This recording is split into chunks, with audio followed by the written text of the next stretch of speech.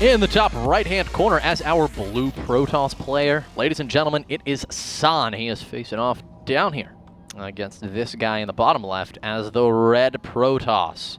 One of these players is going to get knocked out right now. Will it be San or will it be this gentleman, Seed? It's going to be interesting. Seed has opened with 12 gateways, I believe, into 4 gates. Both games so far in this set, taking one, losing the other.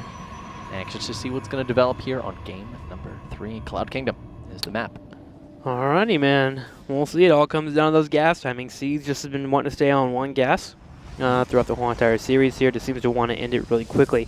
And this map's one of those maps that's really easy for a Protoss player to hold off before it get really easily because of the main.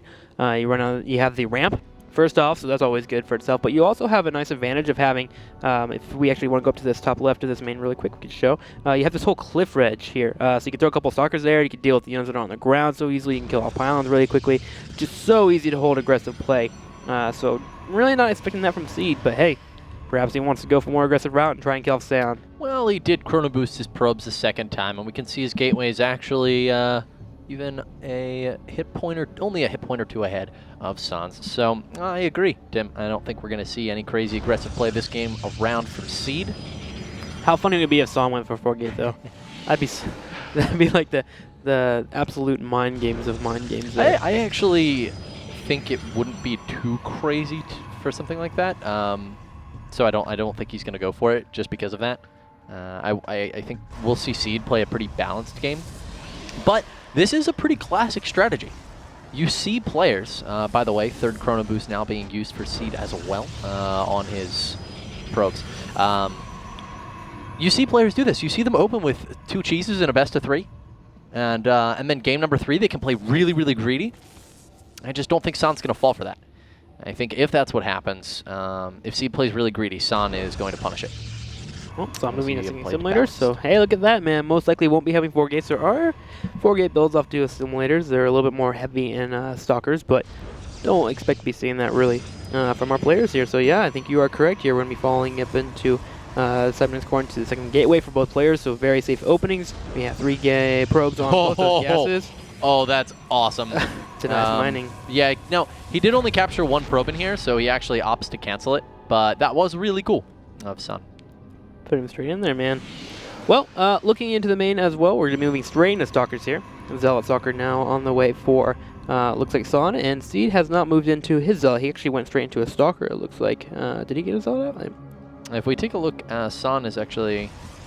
Oh, let's just pull up the units. Yeah, he went to skip to move straight into Stalker there. So, not really want to put too much aggression on here. Just wants to have a safe opening. So, yeah, you're right. He's going to go ahead and go for those aggressive cheeses in the first 2 games and just fall up into a really safe build. Ooh, moving straight up into... So good on this map. Yeah, Blink Stalkers are really strong. And San's actually going that same route as well, moving into his own Twilight Council. Yeah, so looking at, maybe you're not a Protoss player, maybe you're new to StarCraft, or, well... whatever, we're in a situation now where both players are going for Blink. And Blink is incredibly powerful on this map because of the very reason we can actually see San checking the edge of right now. Blinking up into the main is incredibly easy. You have so many locations to do it. You can blink up from here, you can blink up from just below this assimilator. And in the same respect, you can really just blink up anywhere along this cliff line. But what this creates a problem is if a player goes for Robo on this map, for instance, we see Seed going for the Robo right now, pretend he didn't have this Twilight Council. And, he was just going for some pretty standard Robo expand build. So you try to expand, where do you put your army? There's nowhere good to put your army. You cannot defend both your natural and your main unless you know exactly where those stalkers are, because they can blink up into your main with the help of an observer, which is exactly, by the way, what Seed is going for here. And they can also attack your natural. And the slow immortals do not help at all.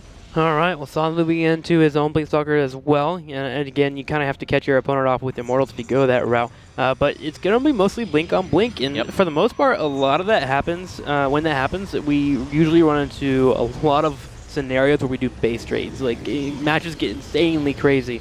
Because players try not to really engage each other until they have numbers, and you're constantly warping in Stalkers, you're usually going to be equal on numbers. Well, let's talk about who has the advantage here. I mean, San has opened with just Blink and 3 gateways. Seed has opted for the more aggressive, observer-based 3-gate Blink.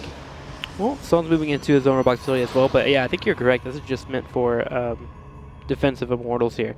Force field being landed by Seed because we see the aggression now on the way, so he knows that the aggression is coming his way. We do have pylons being created for Seed at the same time, so here we go.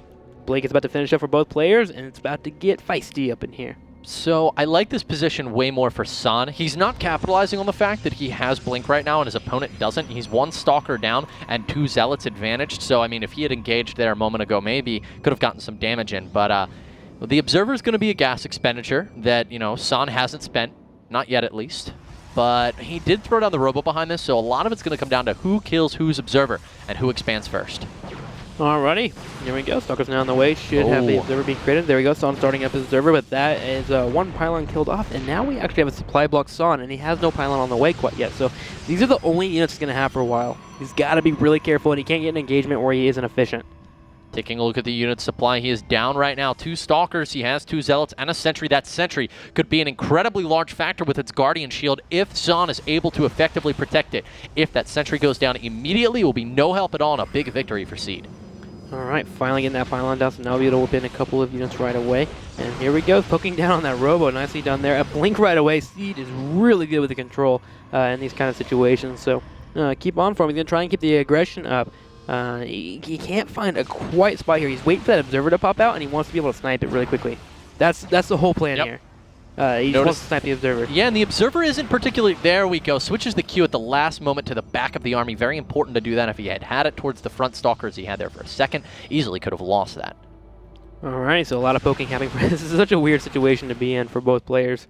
A lot of blinking back and forth. You don't want to lose out on your shields. You just want to make sure that you're, you keep your health. You can only take shield damage, and you make sure you blink back right away. You don't want to ever take too much damage. It's very finessey, I guess is the word I'm looking for here. And here we go. Guardian Shield hasn't been popped. Is he actually going to run on down? He's going to go and attempt it. We'll pull back. Both players are now making Immortals. San's a little bit ahead, but only by a small margin. He is the defending player right now. I'd love to see San try to go for this expansion. We do see this unit coming down right now, but a little bit of an engagement. Blinks forward, and will he get the Stalker? He does, in fact. Seed, of course, with that Blink on cooldown, loses 1 unit there. Nexus goes down first for San. That is what we were talking about earlier. Who gets the Nexus down ahead? And San is a small margin in the lead right now. 32 to 30 and Harvesters as well. He actually, where did his Observer go? Is it still in the army? Did he get it sniped? Yeah, San did manage to lose his Observer during that fight. Was that Blink forward from Seed. That's why he went killed for it and then ran away. He sniped the Observer, so that's actually a really big deal. That prevents San from moving forward for a while. And that Observer gave the chance for Seed to move into the main and check everything out and get an idea of what exactly might have a follow-up from San.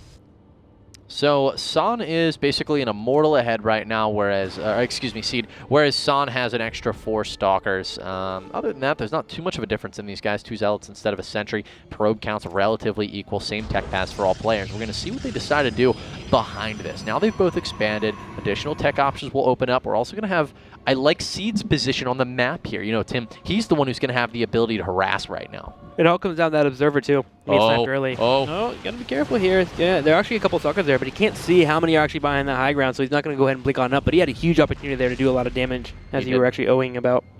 Yeah, it would look pretty scary. Yeah. Could have sniped the Observer, could have sniped the units, but as you mentioned, it could have been a trap. Yeah. San could have been setting that as a trap, and if Seed blinked up that ramp and there were 15 Stalkers waiting for him just out of vision, he would have died. Would have lost the game. San finally getting on the offensive here, moving down to the bottom left. Some nice micro here from Seed, actually blinking straight away, but there are actually more Stalkers here for San. He's going to go ahead and engage right away. More Stalkers join in as well, and that cooldown was down for a while. These Stalkers are taking a lot of damage. San taking advantage of it, blinking forward once again.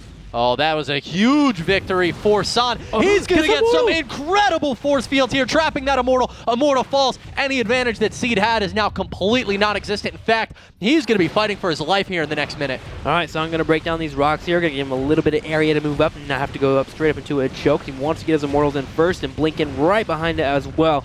Can he do it? A pylons be put down as well. Force fields have been popped. Gonna blink forward right away. Gets on top of the Immortal. There are no Zealots here from Seed, so he's not really doing that much damage back, and the Immortals are being focused down right away from San. San doing an awesome blink forward here, and we'll be getting that advantage and swinging it in his way. And that's it, man. 80 supply to 53. There's nothing Seed's going to be able to do from here. The Observer, even accompanying the army, is going to allow these Stalkers to simply blink up past this force field, and that's going to be it for Seed, guys.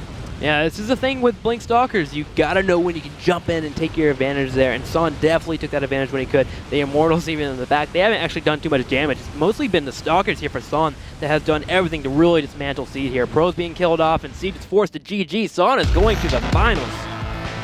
That he is, and he deserves to after that play. Really, really intelligently played. I liked in the early game having that defensive position, not rushing for the observer in case he was up against any really aggressive builds or anything like that. And it would have had more stalkers to deal with the potential of a Stargate play, but in that position, coming down with those sentries, those force fields, just cutting off all those units. Very well played out of San. Yeah, Son, man. Got to move to the finals. Can he keep it up when he gets to the finals and potentially take first place? We'll see after we cast our next semifinals match, which is DRG versus Hack. ZBT action coming your way, guys. Hopefully you're excited. Let's run to a commercial. That way we can jump right into it. All right, we'll see you after this break.